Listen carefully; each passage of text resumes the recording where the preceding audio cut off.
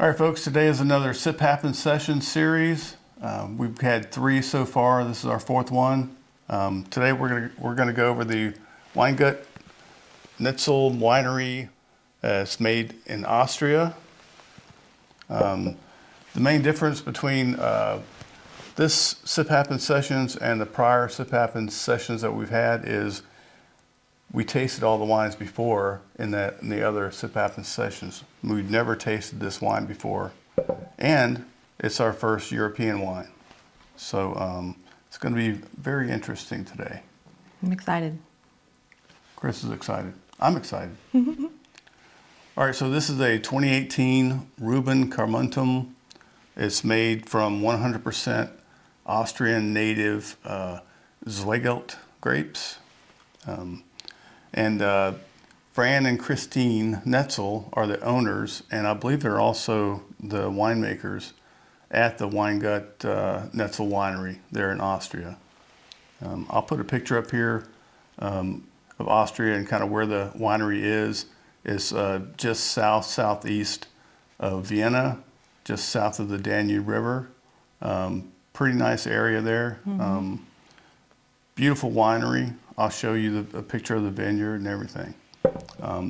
Another cool fact about that area is it's an ancient region built by the Romans, and the name was given by the Romans. The Carnuntum name was given by the Romans to that region, and it means very hard stone. It's like the hills were made of stone and gravel. It's a very small region. Around 900 hectares, which is around 2,224 acres. Chris is going to tell you where we got this wine. So last weekend we went on a little road trip down to Culpeper, Virginia, and I was looking at different wineries in the area, and I noticed this name kept popping up in downtown Culpeper just off of Main Street, Venocity. So when I looked further into the Venocity store, I realized that they sell wines from around the world as well as beers from around the world. They also have lots of arts and crafts, towels, fun gifts to buy for friends. They have cigars and snacks and other random things. It's a really great store in downtown Culpeper. If you ever find yourself down there, it's definitely worth the trip. And this wine is actually something that we found in that store, Venocity. Yeah, it's pretty cool. It's in Old Town Culpeper, so it's a very old store. You walk through and the floors creak underneath you. It's pretty interesting. And the staff was extremely nice to us. And very knowledgeable. Very knowledgeable, like Chris said. All right, so let's open the wine. Ooh, looks like it wants to come right off. Yep. Take the foil off the top. I'll speed through this. Now we're going to decant the wine. I've showed this a few times, but let's go ahead and just pour it in the decanter. It never gets old. Just got to try to slow it down a little bit. All right.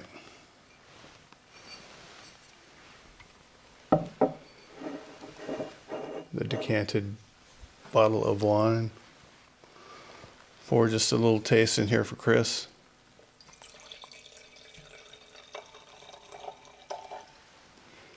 And a little taste for me.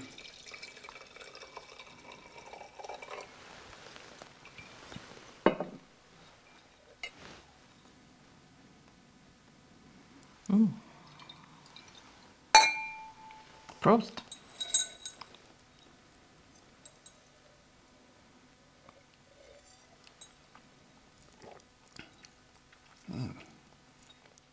Wow.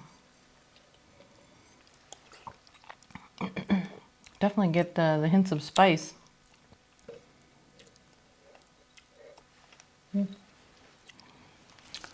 So the tasting notes from Venocity were that it was rich and juicy cherry fruit with ripe tannins and hints of earth and spice, satisfying on the palate. Has a pleasant and long, balanced finish. What do you think, Chris? I'm definitely getting a lot of the tannin, a lot of the deep flavor from that. A little bit of the cherry fruit, but I I think the first thing I got was definitely the spice. Not a lot, just a slight hint of spice, which is actually pretty good. It's a pretty color as well. Yeah. I like that also it still maintains the dryness to it. Why don't we, you want to check out the Vivino app? So on Vivino, this wine has a 3.7 rating. It says it's an 87% match to the types of wine that I like. Actually says it's a Carnuntum Cuvée 2017. Don't think that's true.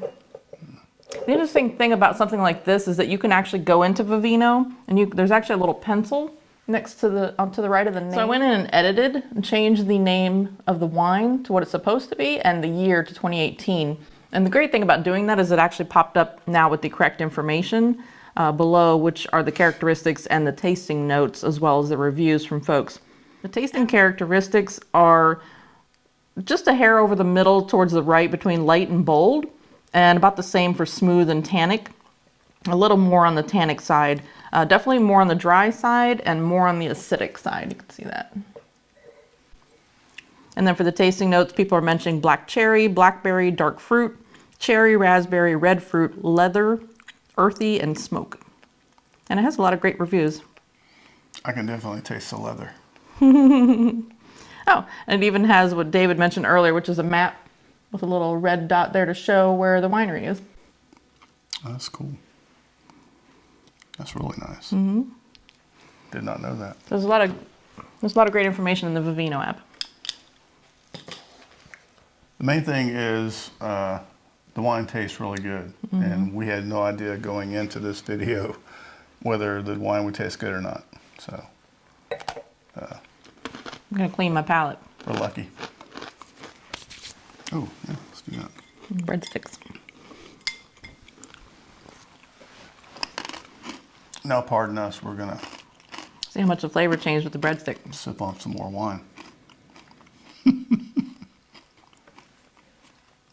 It is really good. It's very flavorful, but in a good way. Yeah, just having a little bit of the breadstick, just kind of cleansing the palate a little bit. It was amazing how much more of the earthiness kind of came through and more of the spice. Not heavy, but just a nice spice finish and that dry finish as it goes down, which is actually pretty interesting.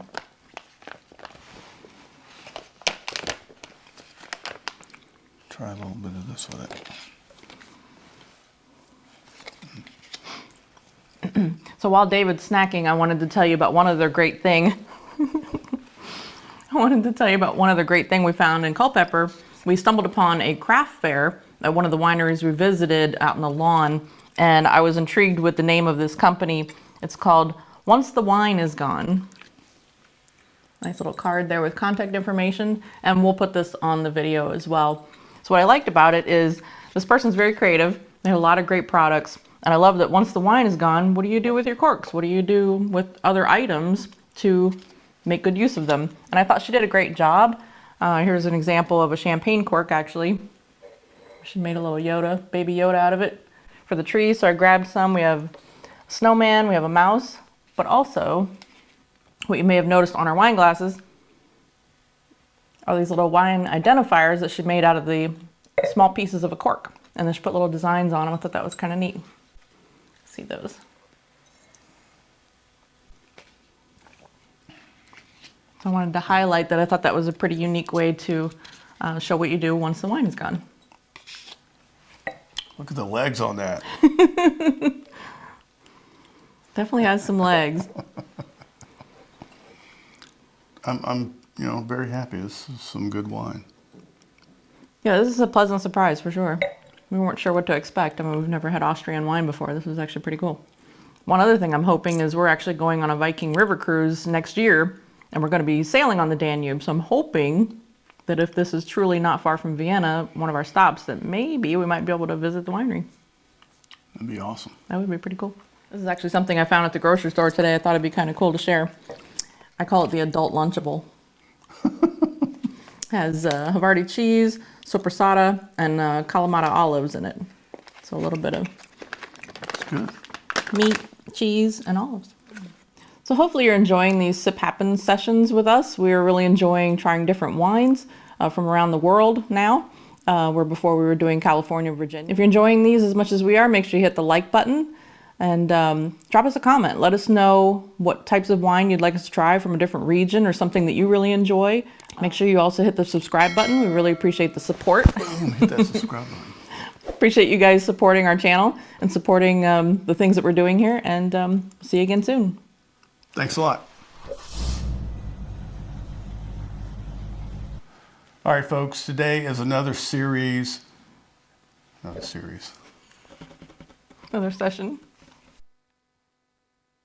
Test. Test. We need more than that. Testing.